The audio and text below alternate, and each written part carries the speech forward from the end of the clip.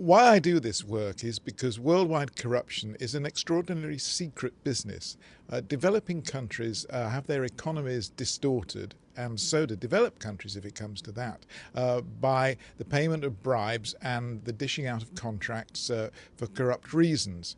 This is a secret business because neither side has any incentive to talk about it. So it's hard journalistic work to penetrate it, and I think that's the kind of duty that journalists have to try and unravel these kind of corrupt activities. When we were trying to uncover the trail of secret payments in the BAE case on arms contracts all over the world, we met obstruction everywhere we turned.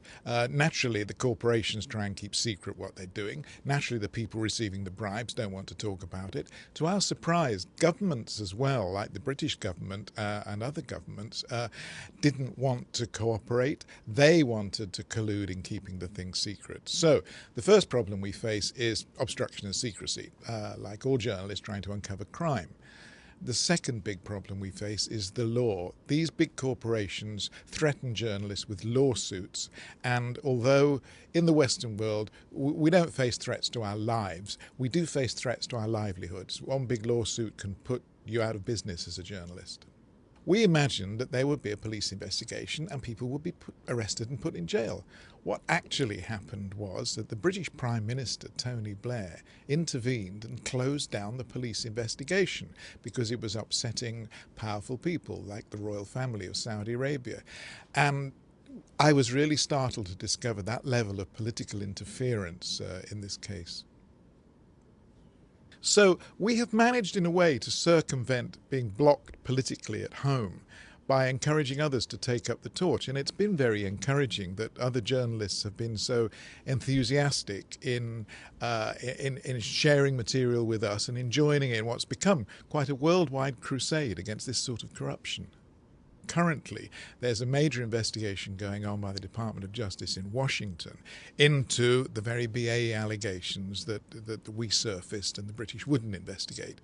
Similarly, the Swiss are investigating it from a money laundering point of view. And there are investigations going on in Africa and in South Africa as well. The biggest change that's needed in Europe, certainly, is that countries like Britain have to rethink their position. At the moment, the political view is that we will bribe and try and get an edge over other companies to get contracts, regardless of the effect that has on the developing world, regardless of the fact that it distorts our own economies, because in the end it props up inefficient companies. British politicians, for example, they think they will get in votes because they will provide jobs in factories for British workers, if you like. This is a very short-sighted view.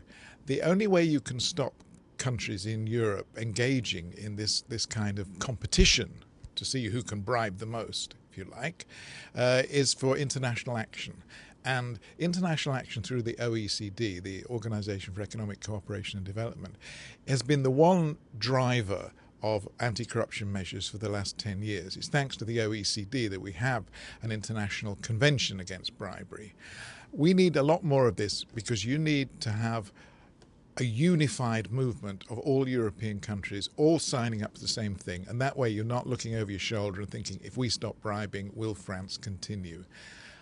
The unfortunate thing is that at the moment, France, Germany, the United States, these are all active in cracking down on bribery, and my own country, Britain, is very inactive and is becoming the dirty man of Europe.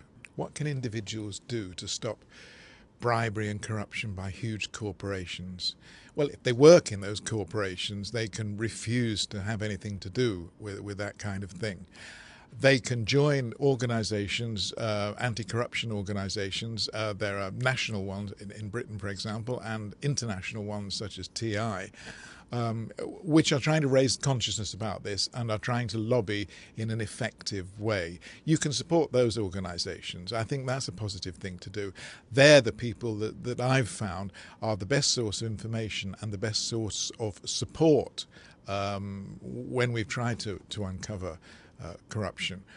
What can companies do? Companies must sign up to codes of practice that they will not do this kind of thing. They will not pay bribes, and they have to be explicit. It has to be part of their corporate social responsibility package. Not just that they'll obey the law in their own country, but that they will obey the laws of other countries where they're seeking to get contracts. It's not okay to say we obey the British law, but when we go abroad we do something different, and we can bribe if we like. What can governments do?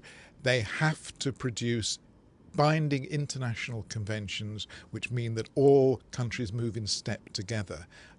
And countries like Britain must stop trying to undermine international efforts, because that's what goes on at the moment. Those countries that think they can get an advantage by continuing to bribe quietly undermine the international efforts that are going on.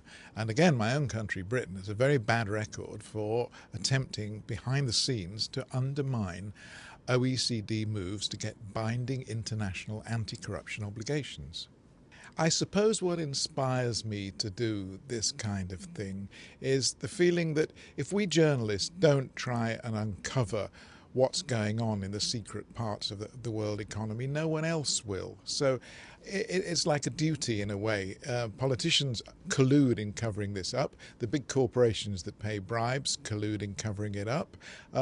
If journalists independently don't try and uncover it, then nobody will.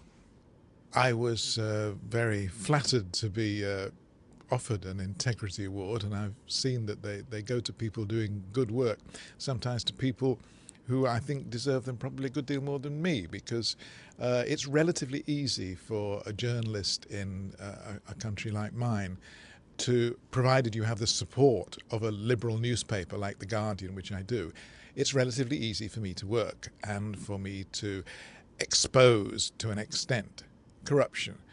There are other people for whom that kind of activity is much more difficult and much more dangerous. And I'm pleased that that's the kind of person who also gets these awards.